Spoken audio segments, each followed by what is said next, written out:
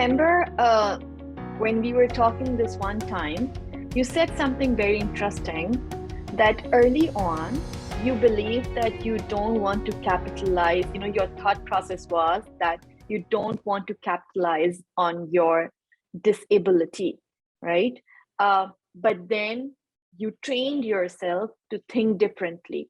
What happened? How did you train yourself? And why did you start thinking like that at the first place? As I mentioned earlier, that the people around you, they actually train you unconditionally that this is how the world works, this is how you have to operate, otherwise you will not be able to make it anywhere. But mostly like fake it till you make it, and I absolutely hate that because it has a negative element to it that if you fake for a very long time, that if you hide behind yourself, hiding behind your layers, multiple layers, your identity. I think when I finally had my second job offer, which was at an NGO, I met a principal who was deaf herself, and she is a graduate, like a PhD student from Columbia University in deaf education.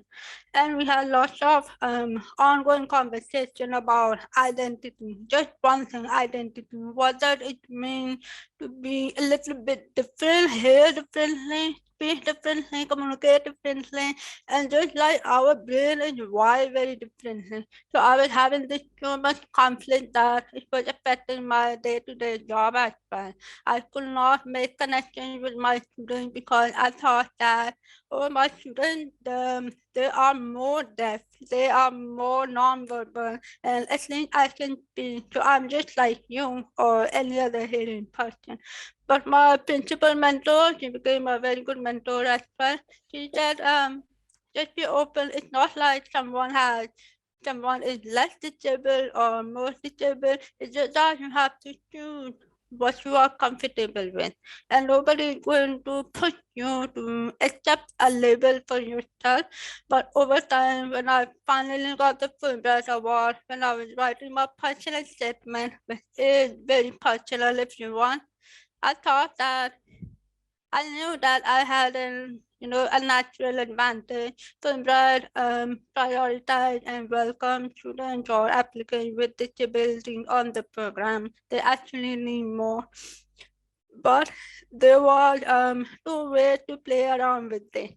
I could simply say I had a very difficult life and I could, play the disability card if I wanted to, but I didn't.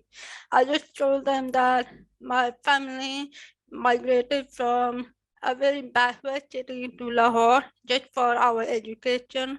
And in order to thank them for their effort, my grandparents, my parents, and how they raised us, I have to figure out like this is like a turning point of my life. I have to figure out that what kind of people I now need to be around.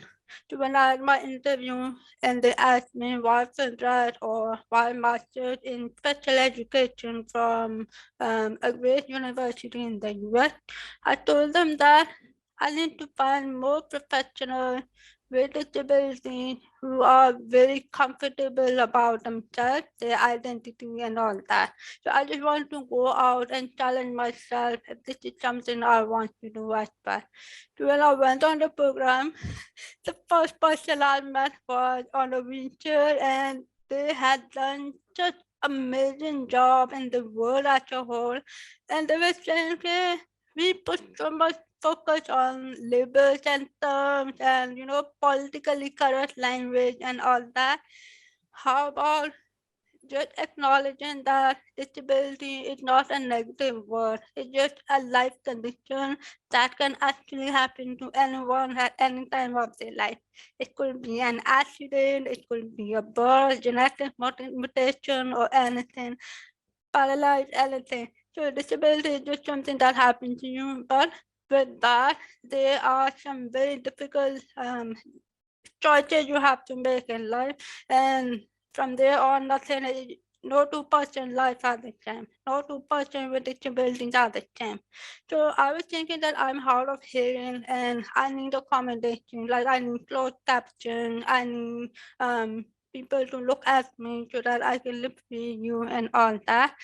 But when I came back from the program, like most of us, we changed, we transformed, we became more confident, and then I understood that if I want to be in the consulting page or in the business page, I need to be me. This is who I am. And if I use the word disability or not, that is totally my choice. I can disclose it to you right now, but just being okay with that is not a negative term.